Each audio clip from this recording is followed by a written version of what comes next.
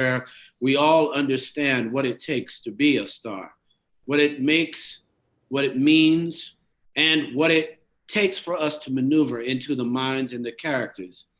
With each human being, we all have a method of how we grow, of how we approach our reality, and how we approach ourselves on stage.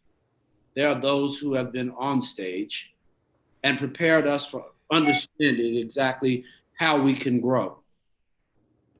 I'm proud as a brother who has watched and even been inspired as a Black man to see some of the words that came out of the mouths of this actor. He spoke for me, he spoke for many of us, but if nothing else, he took that space. He took the air, he took the ability, and he showcased us what we could be. Welcome, Keith David. How are you? Hey, brother, I'm doing all right. Doing all right. Yeah, well, when you say all right, I want to say when you first got to Juilliard, why'd you choose to go there? Why did I choose to go to Juilliard?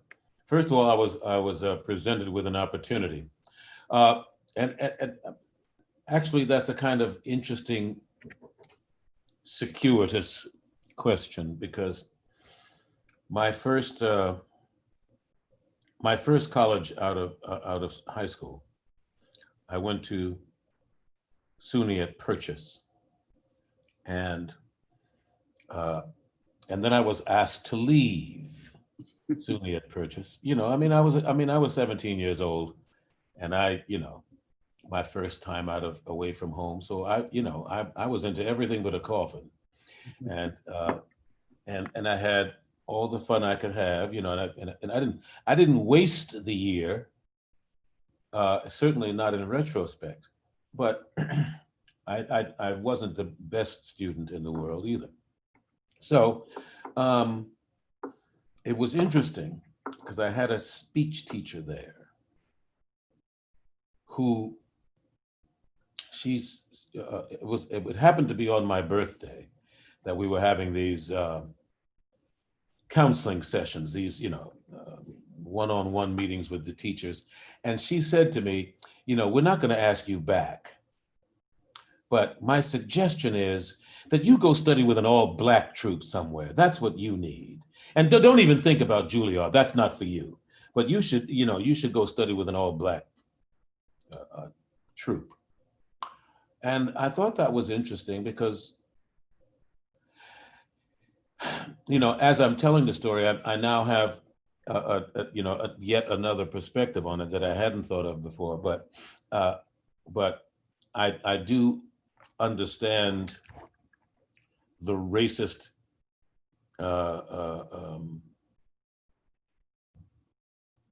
intent behind it. Now, the thought that I was having, as we were just speaking, as I just said, was perhaps she had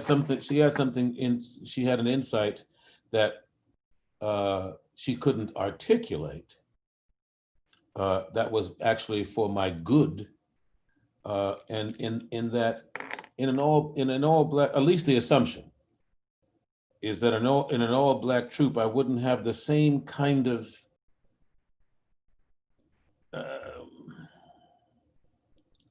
competitive edge, or that is an internal, not anything outside of me against. But I was the only black man in my class.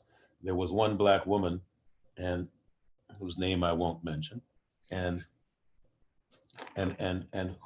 who at the time, uh, I felt we weren't comrades, we were not friends, and I think I tried to um, form a bond that had no agenda. I just wanted, as if you're the only two black people in a room, you may not have anything in common. It's not taken for granted, but I thought that we might sort of bond in some kind of spiritual way. But I think that in my attempt to be friendly that way, she might have misconstrued it, and so she just dissed me, you know, I mean, he's like, no, I'm not having it. And I'm like, and at the time, especially in my youth, it's like, well, if that's where you're going to go with this, to hell with you too. I mean, I'm not going there with you. And, you know, and I was a little resentful at being misconstrued like that. And, you know, because it was an assumption. Uh, anyway, uh, I thought I had, you know, there was among the guys that I was friends with, we had a very healthy competition, competitive edge, you know, to make ourselves better. And in some ways that really fed the you know, the camaraderie, which was great because, and at that time, I also want to say that my training was geared toward ensemble acting. You know, how to be a great ensemble. So I mean, I have to, like I said, in retrospect, I learned a lot because one of the things I learned was how to be a great team player. Now that did not exclude the fact that because I was the only Black man in the class, I didn't want these guys to get so friendly with me that they could let the N-word slip and that would be okay with me. Because in my experience, there are many times that you're in, you know, white company, and they may be privy to how you interact with other people, especially other people of color. And they may use the N-word. You know, I don't like it. I don't like it when my brother says it to me. And I never have. But, you know, I know, but I also know, and I have been somewhat complicit in this because I don't always put somebody in check when they use it toward me or at me, with me, and I don't say anything. So I have, you know, some complicity in that.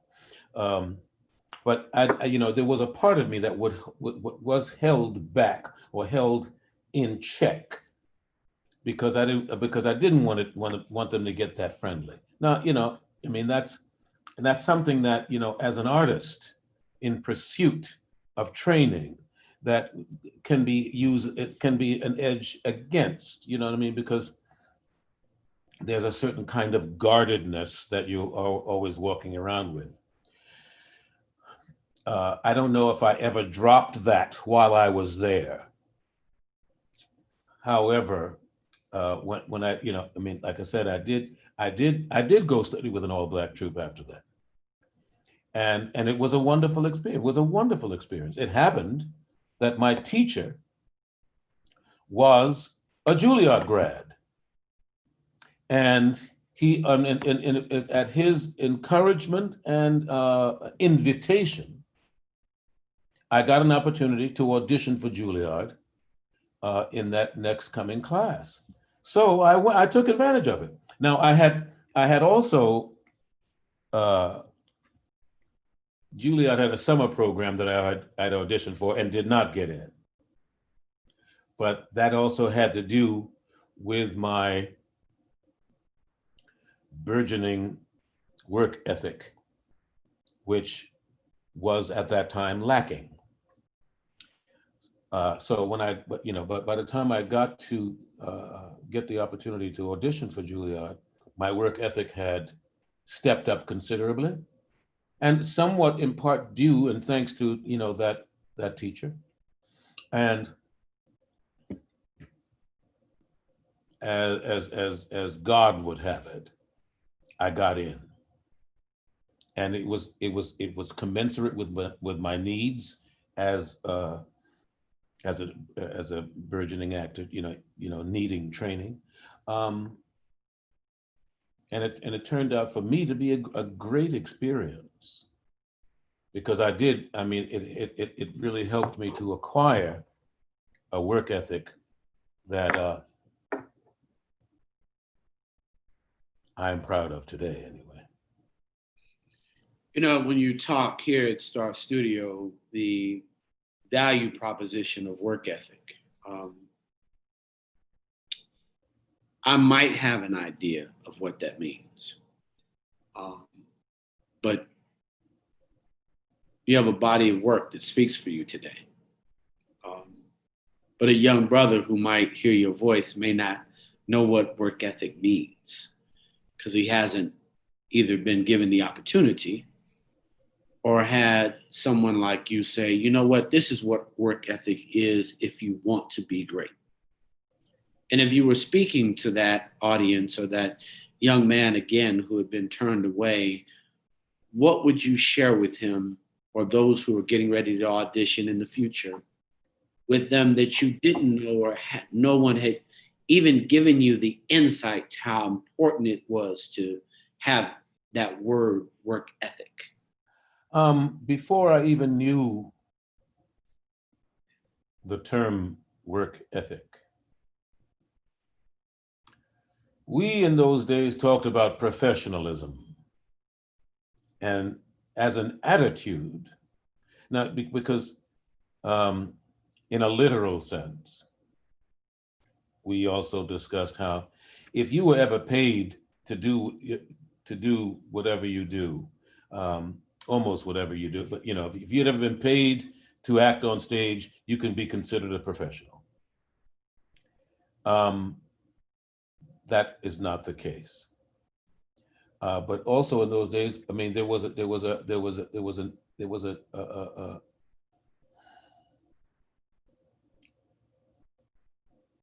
an unspoken ethic air. There was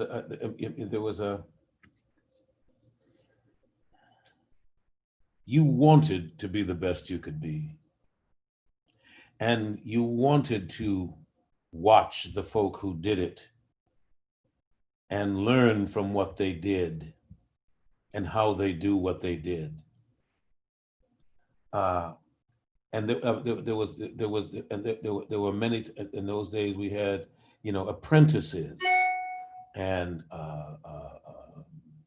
summer stock, where you learned how to do everything involved in the theater.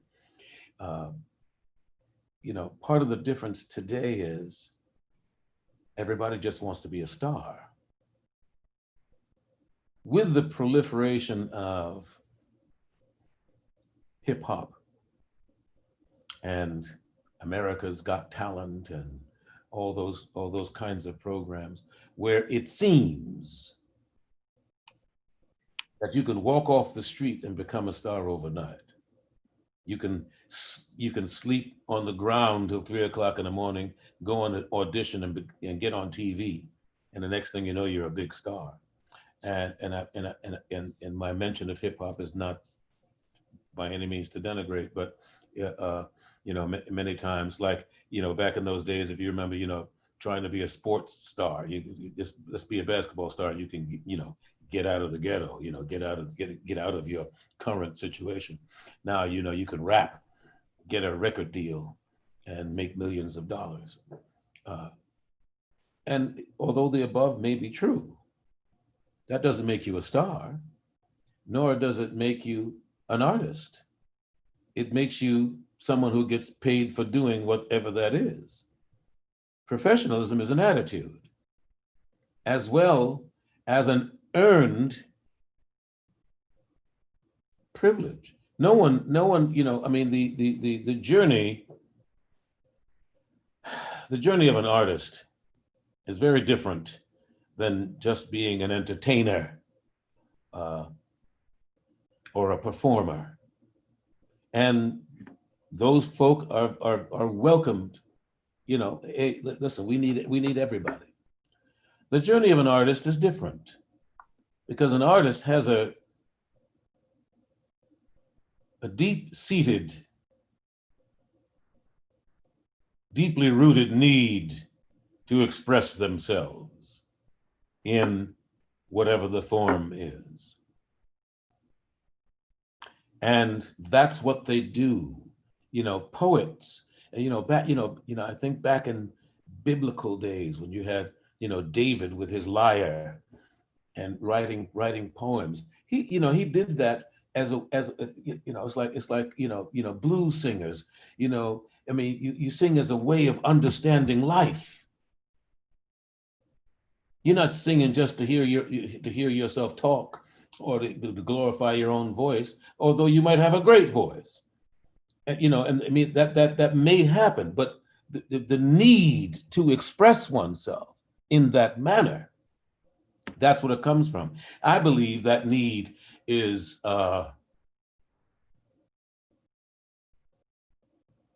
rooted, centered in your God energy. You know, it's between you and your God. How, you know, that's the gift from God that tells you how you need to express yourself. And so even though there may be an element, a large element of God-given talent, it still needs nurturing. God gave it to you, but God helps those who help themselves. You know, what he wants you to do is, okay, now I've given you this. Now go find those people who know how to do this and do this, train with them, get what they got. And so you can take what you have and let it grow. You may, and you will, you know, in and of itself, you will get somewhere, depending on who sees you and whatever their agenda is. But I think part of our journey is to take that thing that God has given us and run with the ball as far down the field as we can until the end of our days. So it never stops. You know, a fumble here, miss pass, but you pick that ball back up and you keep growing. You continue to study, even if that, especially, and that means observing life, observing your life, getting the lessons you need to learn from your life, but especially, observing life and taking the taking the related experience and making that your own, discerning what you should and shouldn't do, what you don't have to do. So you're in New York. Right now I'm in New Orleans. No, I know where you are. I'm just saying at Juilliard, you're in New York. Yes, I'm in New York.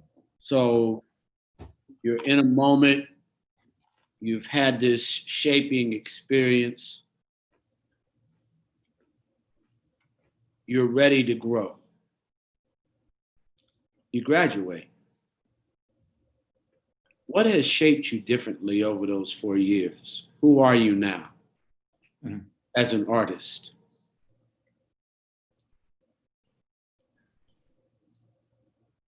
I have learned to love, to deepen my practice.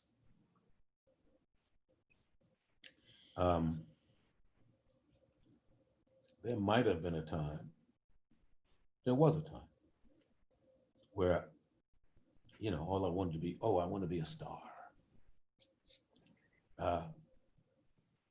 But I have learned that, that's not how you become a star.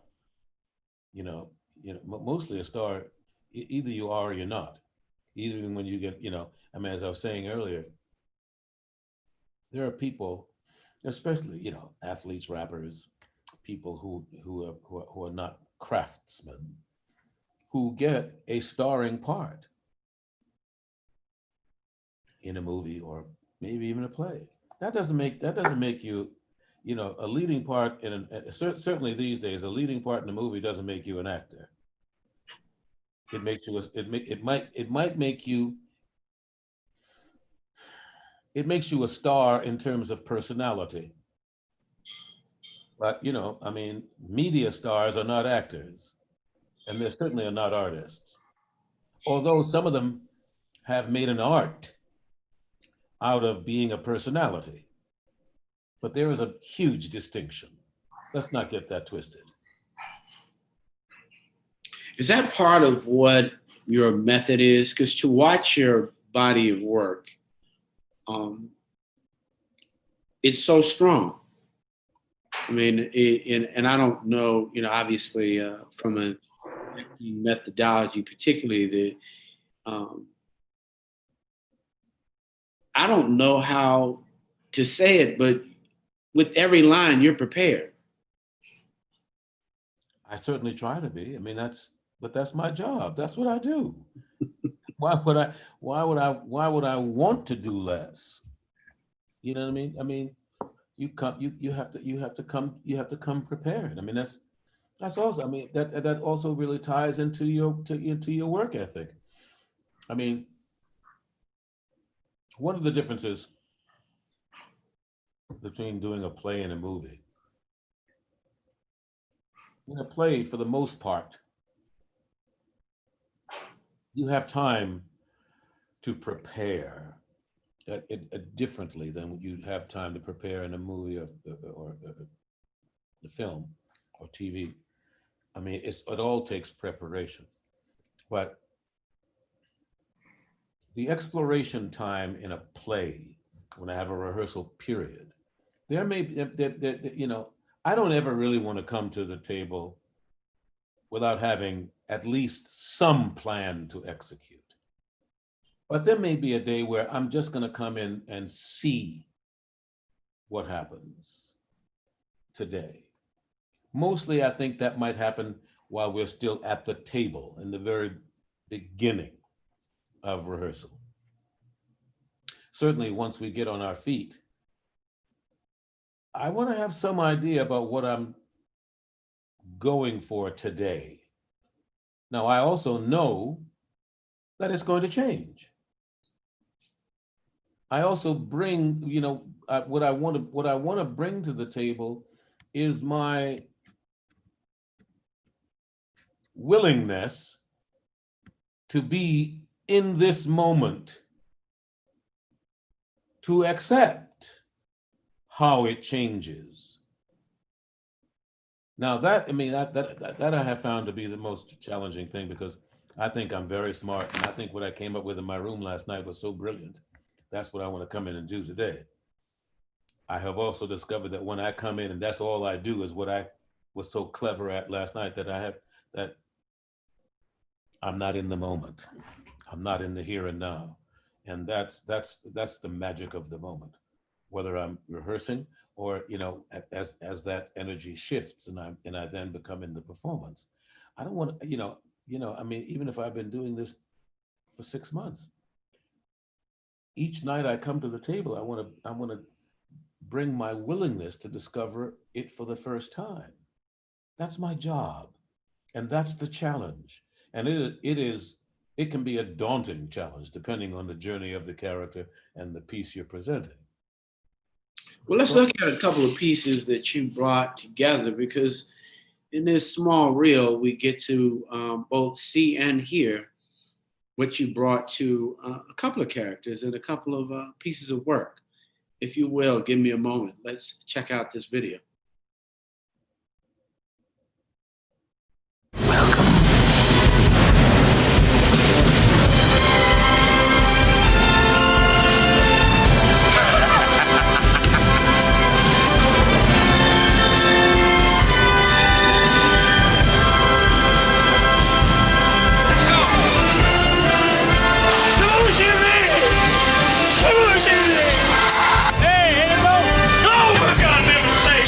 Stole the car?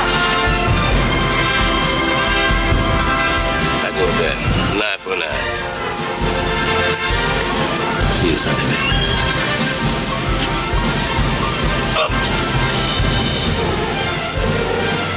Rosa Chuck.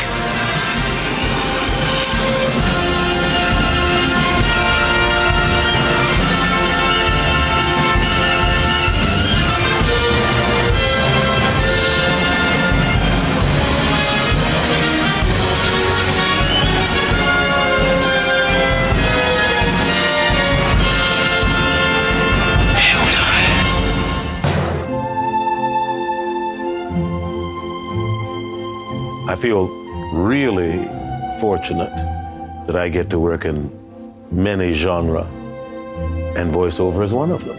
If you want to call me a voiceover actor or a voiceover performer or a voice actor, just don't call me late for dinner.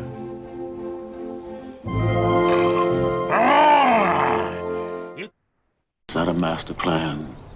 It's not a grandiose plot. It's just a day-to-day journey to take one step at a time, together. To where? A new church. Our church. Together. Me.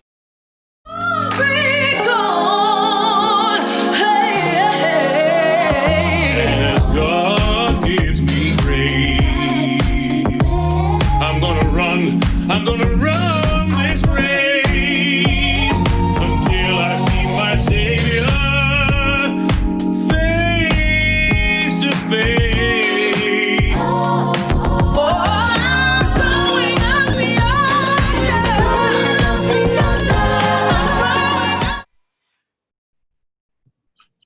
Bam!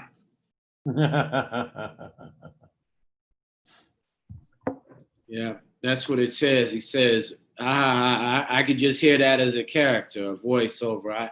I'm not certain when we think of Keith David that people see the body of work. It's just huge. I mean, it's not one sitting. It's not something that you can consume in a moment. And I just want to say how proud I am of everything that you've done for me.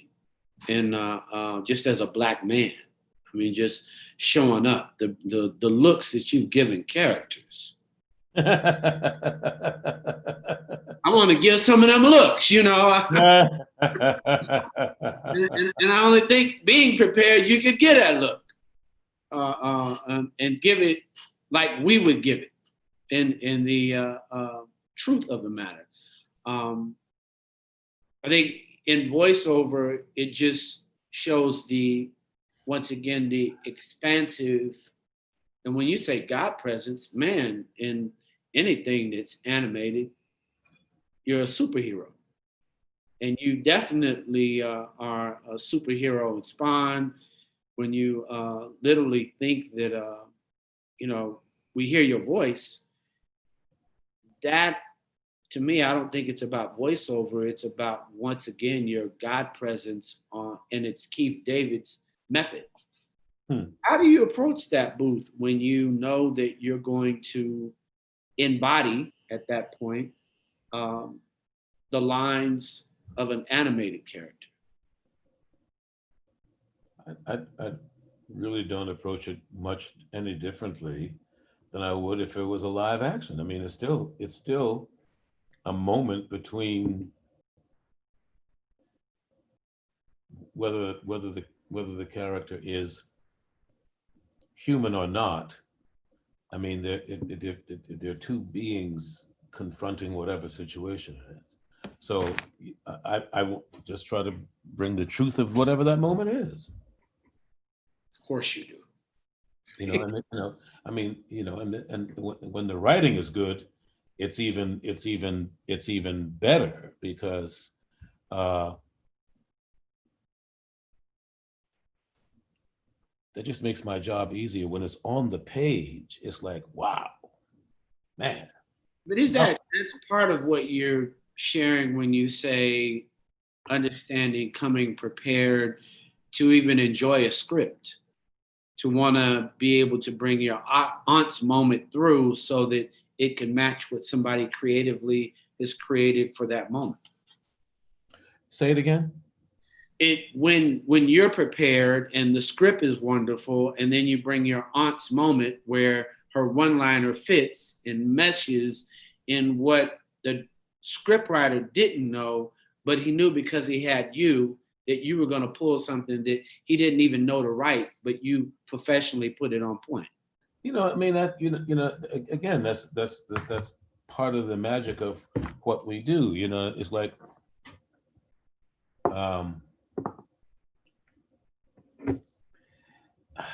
this may be, again, this is a far-fetched analogy, but I can feel the resonance of when Dr. King says, "And let freedom reign." When it's well written and a good director sets up an atmosphere where I don't have to act. All I have to do is find the appropriate behavior of the character, and we allow ourselves to be in this moment where freedom can reign. And so I'm then free to,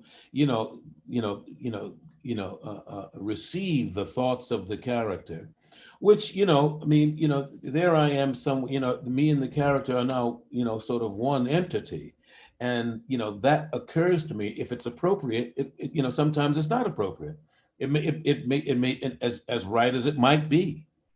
Sometimes those words, from my aunt are not appropriate for that character, but every once in a while it is, or, something else might occur.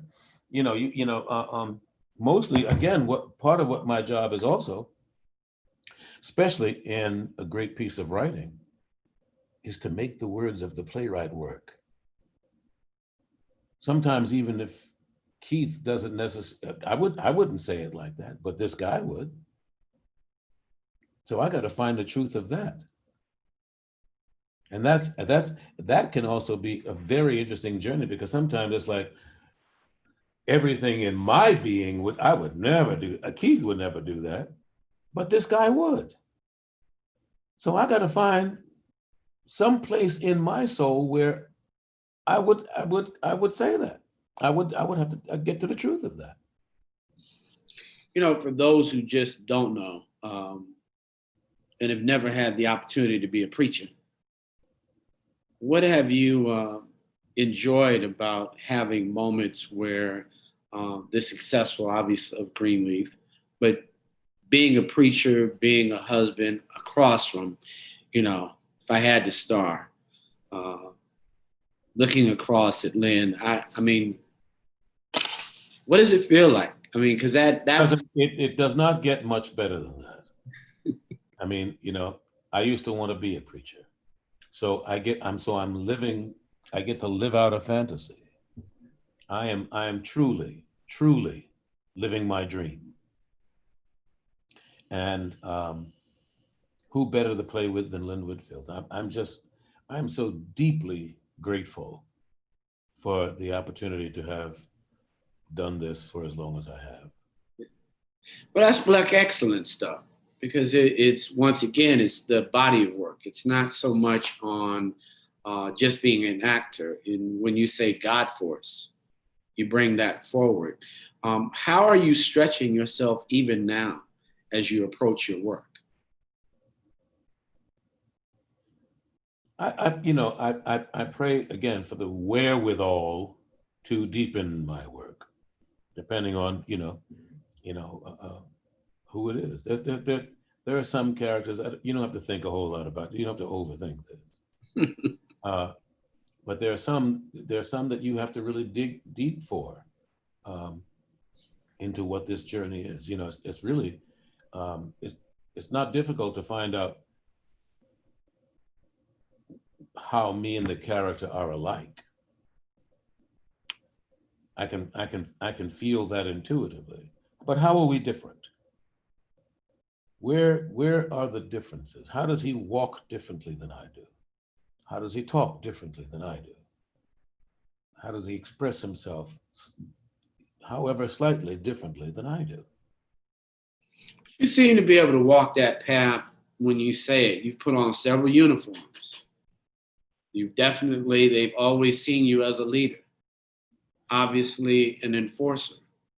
And for Black men in Hollywood, not often, when you look at your body of work, do they have the same attitude that you've been able to bring. Why is that life's force something we see in your body of work? Because just looking. That's not a question that I can necessarily answer. That's your observation, and that's your expression of that observation. I would not, I approach my work the way I approach my work. I mean, I don't have a name for it. I don't have a label for it. I just come in to do what's necessary. Mm-hmm. So you've worked with some of the best in times, director just like a Spike Lee, just getting an Oscar now. Um, how do we feel in time at this moment in the uprising that Hollywood is going to move forward in the next 20 years? What do you see? I certainly see some progress being made in the realm of, you know, us getting more opportunities to tell more stories and to tell our stories our way. I pray that that continues to open up and grow, and you know, and I, you know, pray to be included in that growth. You know, I mean, it's, you know, but it's, you know, it's an idea whose time has come. It really is about time. You know, we've, you know, that ongoing struggle has been going on forever. You know, I mean, as many Black stars as you can name, there's a whole galaxy out there who you don't know, or whom you don't know as well as you should or might. You know, and you know, like I said, hopefully some of that will open up.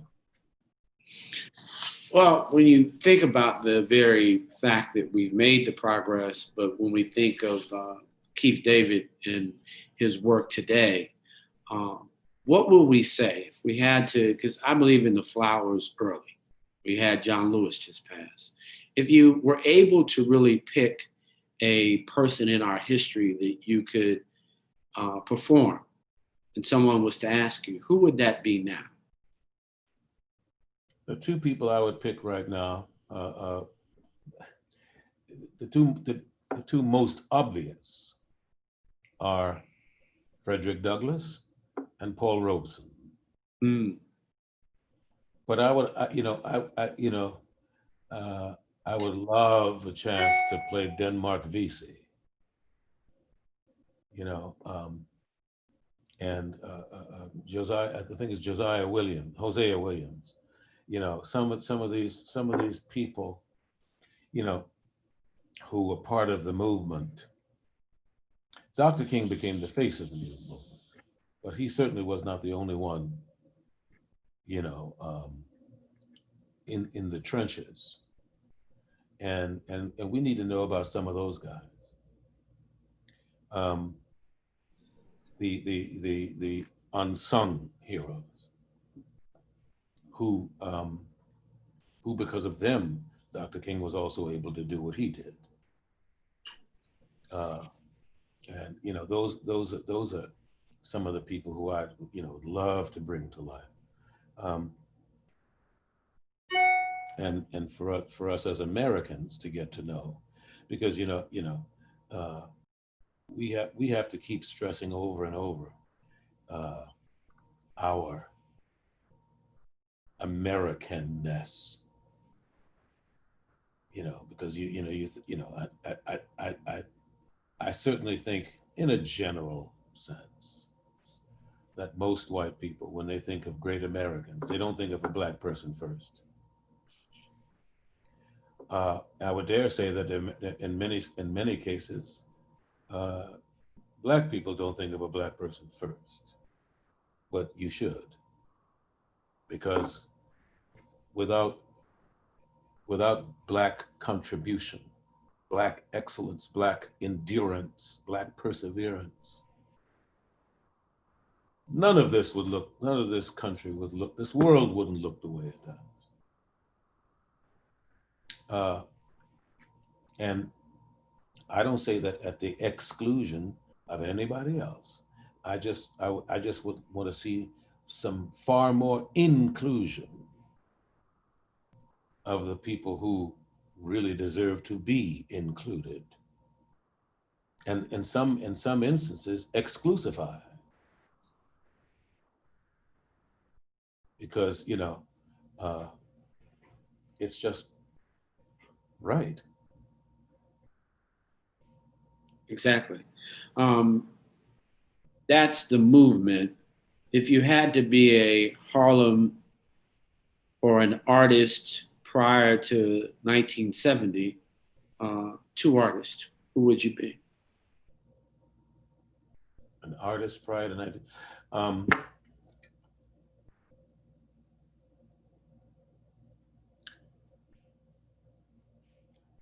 I have a particular fondness for, now his name just went out of my head.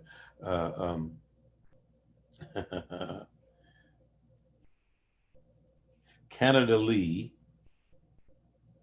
who was the brother that was in Lifeboat.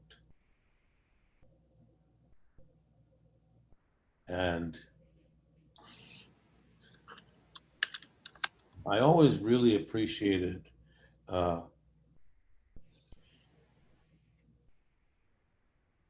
Roy Glenn.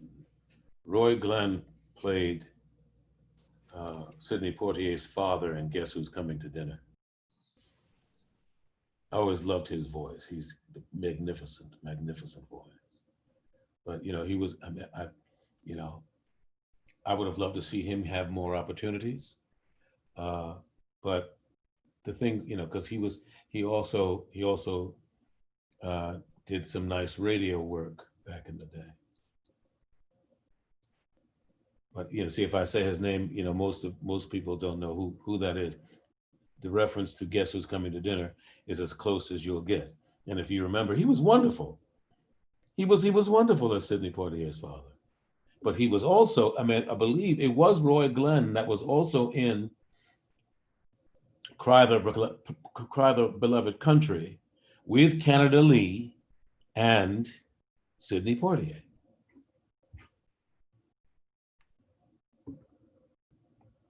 So study.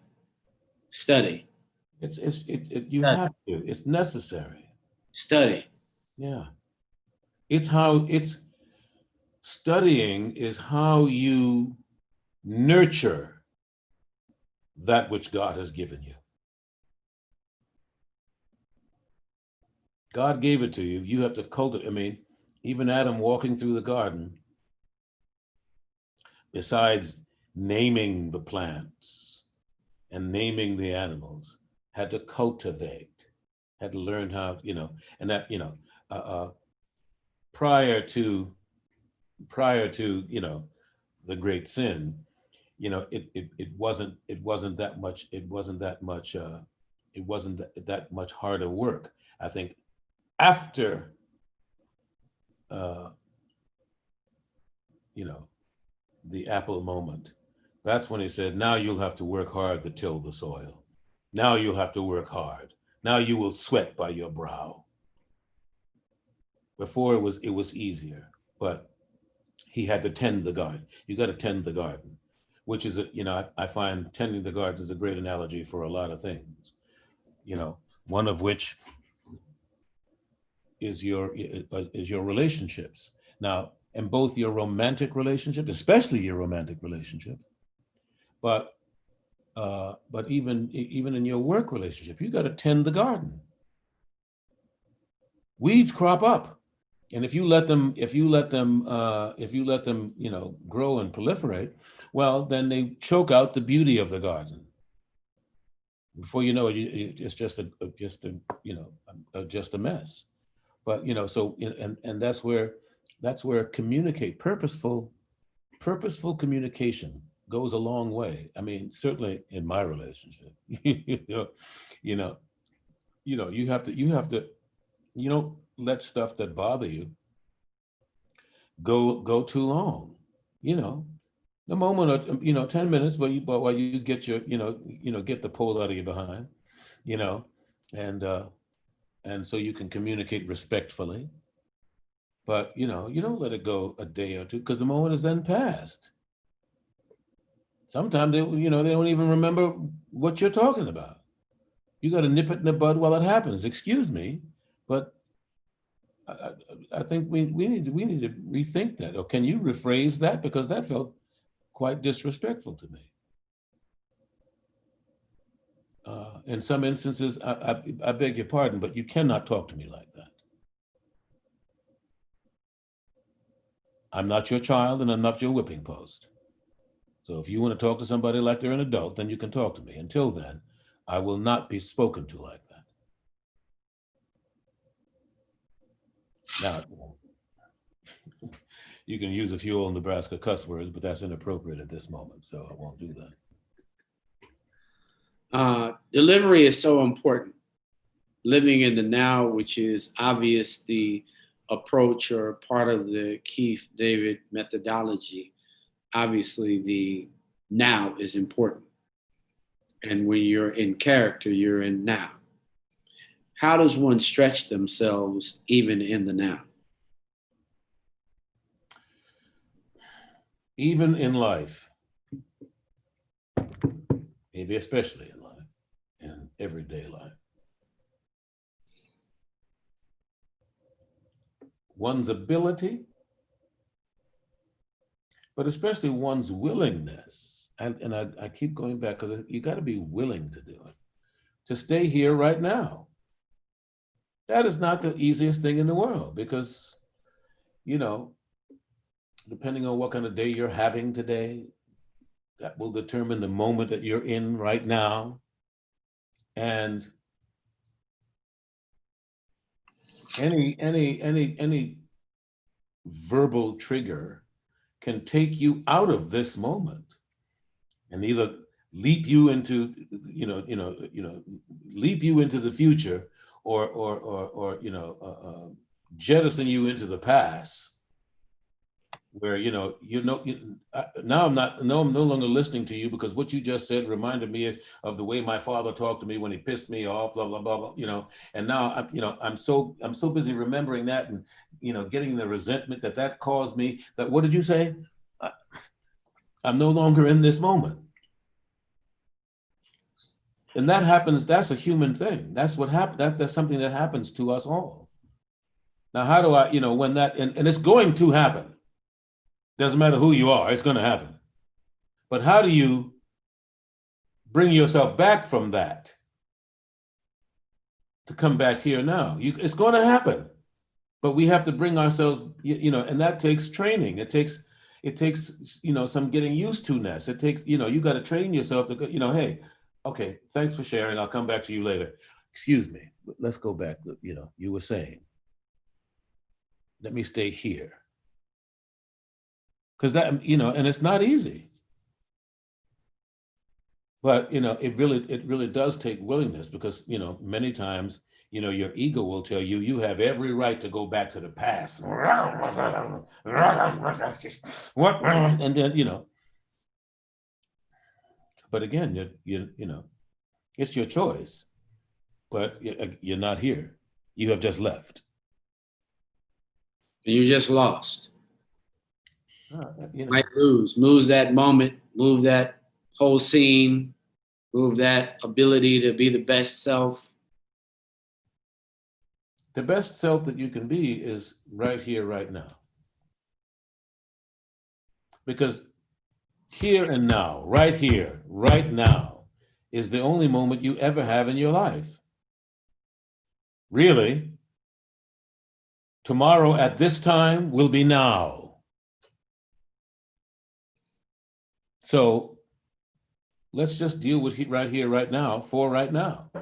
If we have to discuss, we talked so far about moments in the past that remind me of something else, or a journey here. Yes, we can talk about the past, but I talk about my past journey in terms of what brought me here now.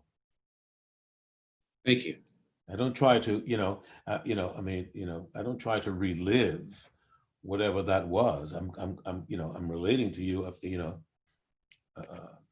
a pathway that led me to right here, right now.